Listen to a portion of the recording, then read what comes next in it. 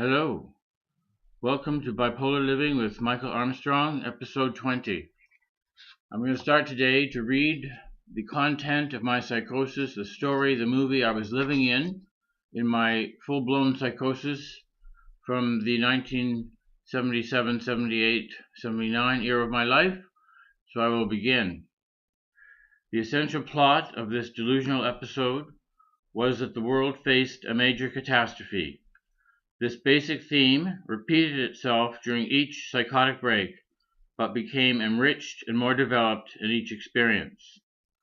The world was going to have its insides knocked out through a giant collision with a huge meteor or asteroid-like body. After the collision, there would remain a ring or a shell that would leave the orbit around the sun and travel through the universe. My role became that of a prophet sounding the alarm at this impending Earth adventure. The command center, cockpit, or prow for the newly transformed spaceship Earth would be located at the top of the landmark CN Canadian National Tower in downtown Toronto. My most urgent task became to communicate to anyone who would listen the necessity for everyone to move toward the North and South Poles in order to survive the collision. By everyone, I meant animals, including humans, birds, and insects. I foresaw a time when mistrust, hostility, and fear between humans and other of Earth's creatures would end. Predators and prey would cease to be at odds with each other. As part of a general intensification and lushness of experience, I foresaw a blossoming of plants in the aftermath of the collision. There would be the most incredible bursting forth of flowers and blooms.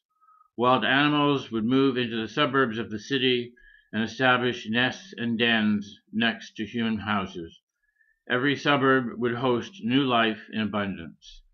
One evening, the call came for me to set out on a march from my parents' home in Scarborough, down through the Don Valley, and through the downtown to join those about to pilot Spaceship Earth at the CN Tower. As I got closer to the tower, I imagined cheering crowds lining the downtown streets to herald my arrival. At one point, it became necessary for me to attempt to wade across the Don River.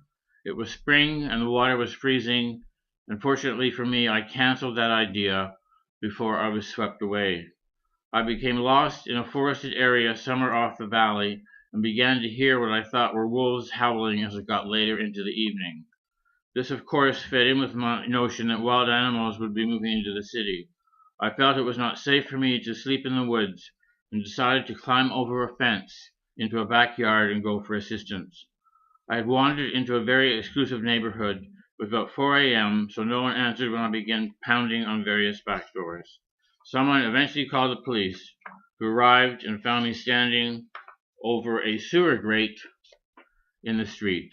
I'd taken a newspaper from someone's porch and lit a fire over the grate. The reason I was standing over it was it had become clear to me that the meteor would exit out of the earth through the sewer. As the police drove me to the hospital, I cowered in the back seat, aware of the amazingly clear dawn and sunrise of what I thought would be the last day of the earth as we knew it.